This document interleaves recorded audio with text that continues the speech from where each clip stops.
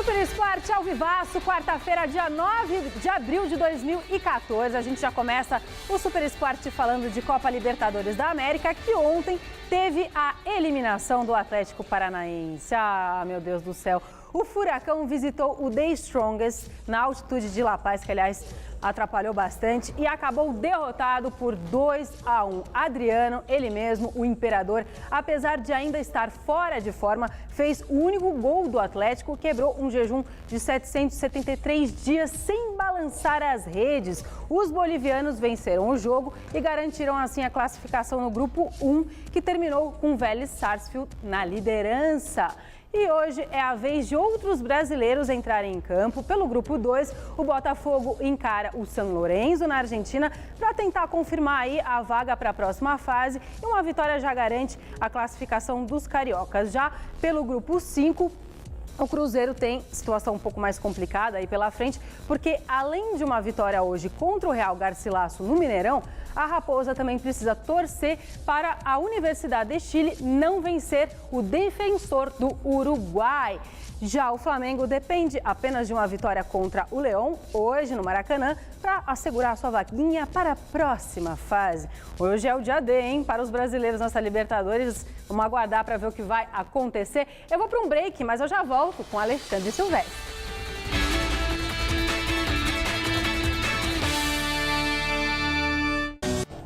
Tudo bem? Hoje o mundo vai conhecer os outros semifinalistas da Liga dos Campeões da Europa. Após o empate por 1-1 nos jogos de ida, o Bayern de Munique recebe o Manchester United na Alemanha e na Espanha o Barcelona de Neymar, Messi e companhia visita o Atlético de Madrid.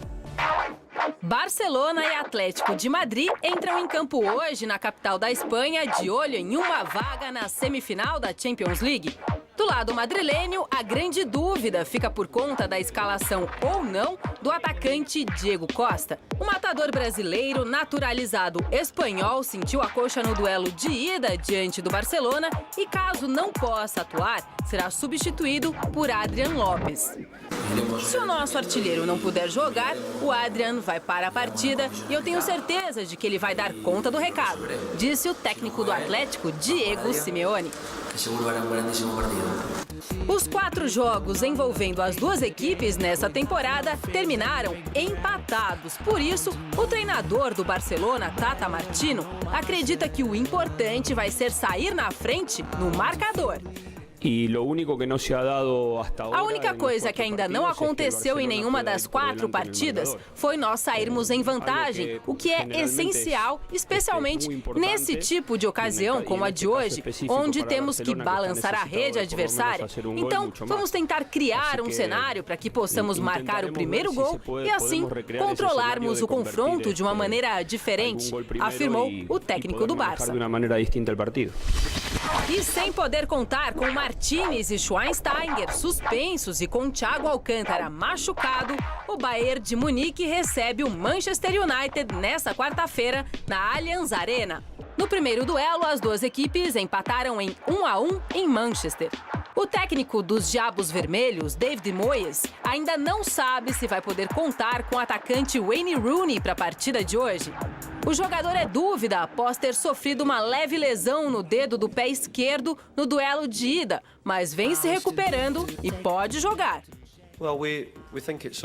Bem, nós nunca faríamos algo errado precipitando ou sem autorização médica. Nós ouvimos o que o nosso DM tinha para dizer, todo mundo conhece o potencial do Rooney e o tipo de jogador que ele é. E eu vou ficar muito triste se não puder colocá-lo em campo, disse o treinador do Manchester. Silvestre, bem-vindo. Você viu? Caramba. É, pois é, não é bonito? Você também é uma miragem? Não, eu também sou virtual. Eu sou que nem a bonequinha que faz a propaganda com o Fred. Entendeu? Ele é tão perfeito, o Frederico Guedes. Né? É um cenário virtual, gente. Esto não existe. Esto não existe. Silvestre, boa tarde. Expectativa para esses jogos dessa tarde aí?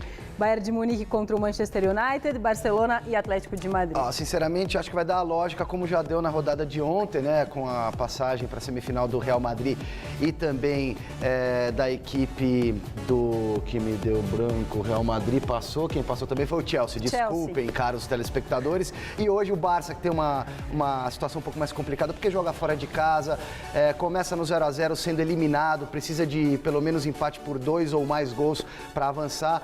Missão difícil do Barcelona, mas vai avançar, na minha opinião. E o mesmo vale para o Bayern de Munique, que aí sim joga nos seus domínios. O 0-0 é do Bayern, então vai dar a lógica. Os 4 principais times da Europa avançam e disputam as semifinais da Liga. Agora atenção para a vovó, porque a mensagem é bruta que vem por aí. Finalmente, parece que foi colocado um ponto final em uma das maiores polêmicas aí do futebol brasileiro. Ontem, o Superior Tribunal de Justiça declarou o Sport como o único campeão brasileiro de 1987. Pior para o Flamengo, que também queria o reconhecimento da conquista da competição daquele ano.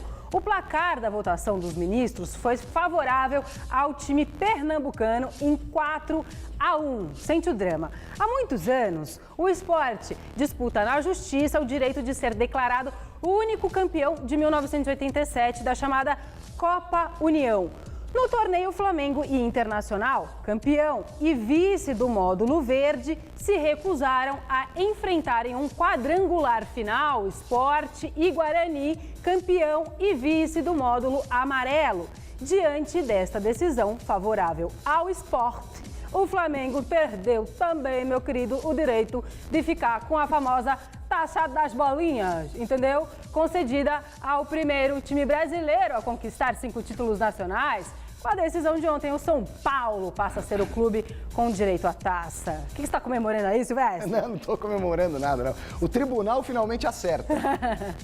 Não, sou São Paulino, mas de fato, se estava combinado que tinha que rolar o cruzamento do pessoal do módulo amarelo, os 2 melhores, Internacional e Flamengo. O Flamengo foi o campeão, Internacional o vice. E depois o Guarani e o Sport do módulo verde, certo? Se estava combinado e não teve o cruzamento, houve o jogo dos 2, né? O Sport e o Guarani. Sport campeão brasileiro. Azão, Azinho, cruzamento de Azão com Azinho e tal. E aí, por causa disso, agora o São Paulo tem mais uma bolinha. Vamos de Corinthians. A contratação... Pode tudo, taça das bolinhas pro São Paulo. Olha o nome, né? Vamos tomar umas bolinhas também. Gente, a contratação de Elias ainda é o assunto e só é o assunto do momento lá no Corinthians. Adriano Dolfi tem as últimas notícias. Vamos dar uma olhada. Boa tarde, Anitta. Boa tarde a todos. Um dia bastante esperado aqui no Corinthians. A presença do jogador Elias, que vai realizar exames médicos, ele sendo aprovado, aí sim, a assinatura oficial do contrato.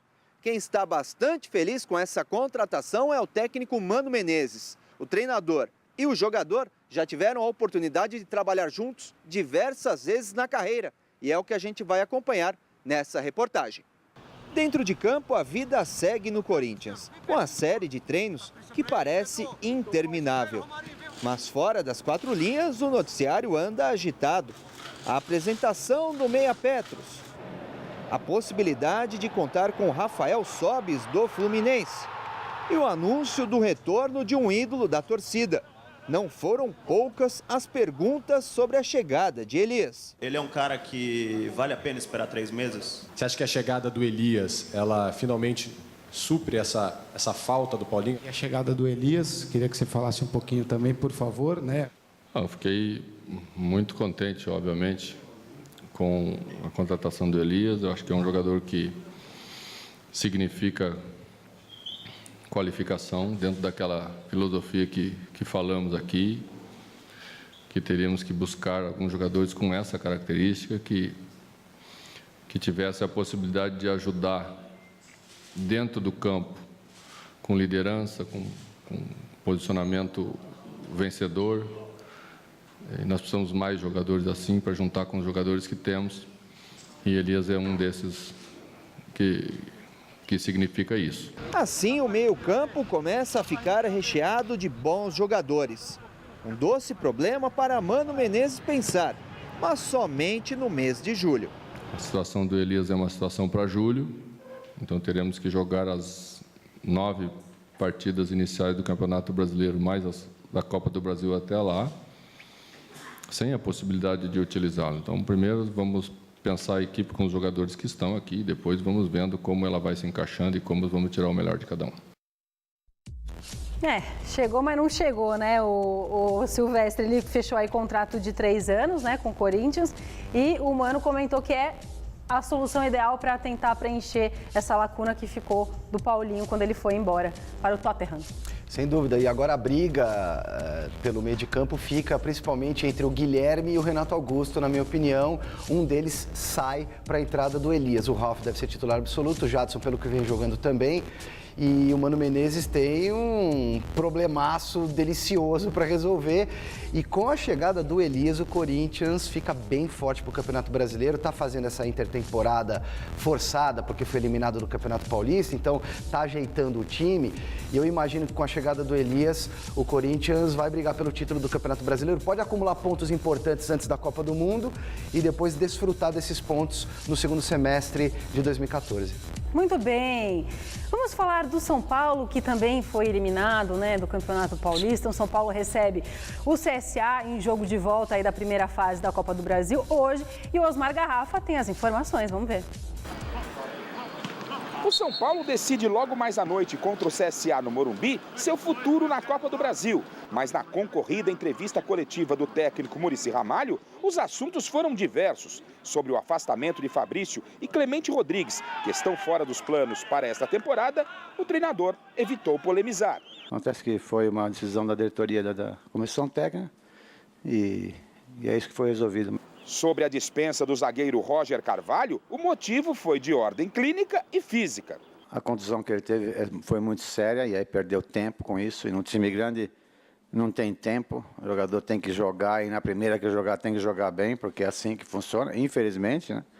O certo era ele ter mais tempo para jogar, mas só que o campeonato é em andamento, você precisando ganhar jogo e ali a falta de ritmo dele foi notado. Sobre a partida desta noite contra o CSA, o São Paulo, como venceu o jogo da ida por 1-0, joga por um simples empate para avançar à próxima fase da Copa do Brasil. Mas o técnico Muricy Ramalho, tendo como base as surpresas que rondaram e ainda continuam rondando o Campeonato Paulista, avisa que o tricolor tem que tomar muito cuidado na partida desta noite. Todos os jogos são perigosos, não tem facilidade, né? A gente está vendo aí em todos os campeonatos, a estadual está dando uma amostra disso. Então, é um jogo difícil que a gente tem que, se um time vem fechado, a gente são profissionais, a gente tem que respeitar e é assim que a gente vai encarar o adversário. Para a partida dessa noite, a principal novidade da equipe será a entrada de Pato em lugar de Pabon. E Muricy fez questão de afirmar que Alexandre Pato está, a partir de hoje, recebendo mais uma oportunidade para demonstrar que é mesmo um jogador diferenciado. Agora depende muito, né? Não é só dele saber jogar futebol, é sempre querer mais, né? Se a gente está devendo alguma coisa, o cara tem que dar mais, né? Então, ele teve todas as oportunidades que você falou, né? E está na hora realmente dele, né, dar uma mudada na carreira dele, né? Para ele um dia voltar à seleção brasileira, né? Porque o que todos nós sempre falamos é nisso, né? Ai, Pato, pelo amor de Deus, se entrega, meu amor. Estamos aqui com o coração aberto. Dá mais, Pato, por favor, entrega esse coração para a mulher brasileira. Escuta aqui, ó, Ganso deve ser Ganso, Pato, Oswaldo e Luiz Fabiano. Esses 4 juntos devem entrar em campo hoje. Para um time mais ofensivo, o Alexandre Silvestre, segundo o próprio Muricy Ramalho falou, e o Souza deve voltar também. Souza já está bem das pernas, já voltou com tudo. Boas notícias, esse hein? Souza fez falta nas finais do Campeonato Paulista. E como diria Roberto Avalone, nosso ex-colega aqui da TV Gazeta, na época, anos 90, ele costumava chamar a dupla Raí Miller de arco e flecha. Ai, que lindo. A minha esperança é que Pato e Ganso formem essa dupla. O arco Ganso a flecha Pato. Ai, Agora, que falando lindo, sério, Silvestre. um completa o outro Você é tão na teoria. lúdico. Eu sou mesmo, sonhador. Lindo. Siga. Um completa o outro na teoria. Tomara que seja assim na prática. Por quê? O Ganso tem aquele futebol clássico, tranquilo, recebe, toca, de vez em quando enfia uma bola no vazio. Com o Luiz Fabiano, ele tem que dar no pé do Luiz Fabiano, que já não tem mais o arranque de outrora. Quando ele põe pro Ademilson, pro Osvaldo, pro Pabon, são jogadores velozes, aí dá para colocar no vazio, só que eles se complicam, são atrapalhados. No caso do Pato, é indiscutível que o Pato tem qualidade técnica, tem velocidade e tem um bom arremate. Então eu acho que o Ganso vai subir de produção, o Pato também, e os dois serão felizes para sempre. E esses 4 juntos e misturados, Ganso, Pato, Osvaldo e Luiz Fabiano hoje? Porque hoje vai ser a primeira vez que o Muricy vai poder usar os 4 juntos. O que você acha que vai acontecer? Quanto vai ser esse placar, No momento Silvestre? é a combinação ideal e o São Paulo deve golear até pela fragilidade do adversário. Mas o Pabon briga para entrar nesse time no lugar do Osvaldo, se o Osvaldo vacilar. Tá, só para encerrar aqui, o Hudson, que fala o nome dele? Hudson, do Botafogo, tá ok. Até o fim do ano, o rapaz já tá lá, amarrado em nome de Jesus. Agora, o Santos se prepara para a grande decisão do próximo domingo, é verdade. E este jovem aqui do meu lado esteve ontem na Baixada e vai mostrar para nós as informações e depois vamos comentar, vovó. O Santos jogou mal ou o Ituano é que jogou bem? Cada um analisa a sua moda. David Braz vai no embalo do... Estive analisando aí que o Cícero falou depois da partida, que a equipe do Ituano é uma boa equipe, uma equipe bem treinada pelo professor Doriva, mas, na minha opinião, do jogo, acho que foi mais erro nosso do que mérito do Ituano. Sobre o atraso nos direitos de imagem, o zagueiro prefere passar a bola de novo para o companheiro de time. Não estou preocupado, hoje eu não estou preocupado sobre esse assunto, não conversei com ninguém da diretoria. Deve ter conversado já com o Cícero, ele deve passar agora para a gente, que é o capitão hoje. Não pense você que o David Braz não tem personalidade para falar o que pensa, que é Maria vai com as outras. O Beck do Peixe assume os próprios erros. Na semifinal do Paulistão, por exemplo, ele confundiu o Aranha, cometeu pênalti. Quando a Peloponense falhou, né? Eu mesmo assumi o erro. No esporte, na vida, em qualquer lugar, a gente está sujeito a erros. Mas na primeira final, 1-0 para o Ituano, a vacilada não foi só dele, não. Faltou agressividade na marcação, mas não na defesa. Acho que do time todo. Você pode contestar a qualidade técnica do zagueiro do Santos, o David Braz. Mas algumas coisas não dá para tirar dele, não. Como, por exemplo, a autocrítica, a vontade de melhorar. Esse rapazinho aqui de alienado, não tem nada. Olha só que interessante. Assim que a primeira final acabou, o David, ainda de cabeça quente, chegou à seguinte conclusão. Depois da partida, me perguntaram como foi o jogo. Eu falei que foi um jogo equilibrado e que a equipe do Ituano foi feliz de ter feito o gol. Porém, horas depois, ele mudou de ideia, graças ao videotape. A gente teve de folga, eu estive na casa da minha mãe. E aí estava tendo o VT do jogo. E eu parei para assistir o jogo e assisti 2 vezes a partida. Uma de tarde e outra de noite. Depois analisei o jogo e vi que o Ituano teve mais posse de bola, teve chance para fazer mais gols do que aquele gol, por conta da não agressividade na marcação que a gente teve. David fez a lição de casa na teoria. Tá focado, antenado na decisão. E se o Felipão liberou o sexo sem malabarismos, entendeu, David? Malabarismos. Não entendi isso daí, malabarismo, como é que é? O Becão do Santos, às vésperas da final, não dispõe de tempo para isso. Tem muito videotape de futebol para assistir. Só papai e mamãe? Tranquilo, né? Tem que deixar pro jogo, né, rapaz? Que vozeirão!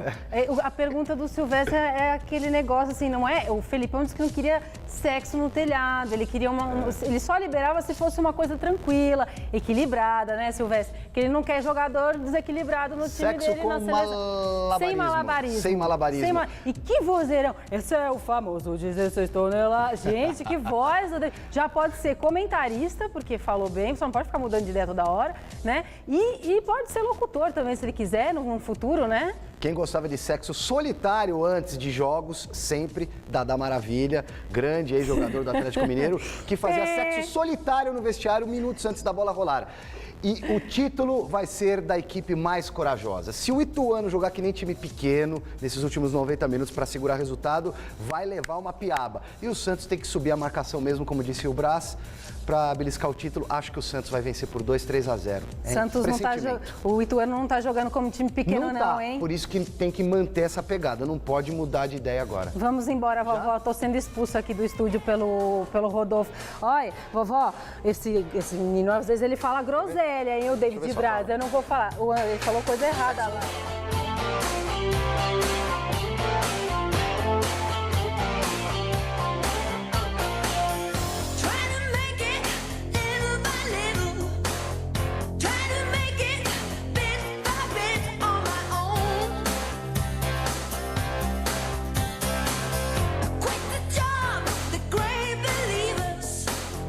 Sofia Reis pesca em alto mar com o ator Blota Filho no Eu Nunca. Hoje, 11h30 da noite. Assista agora Você Bonita. E logo após, Mulheres.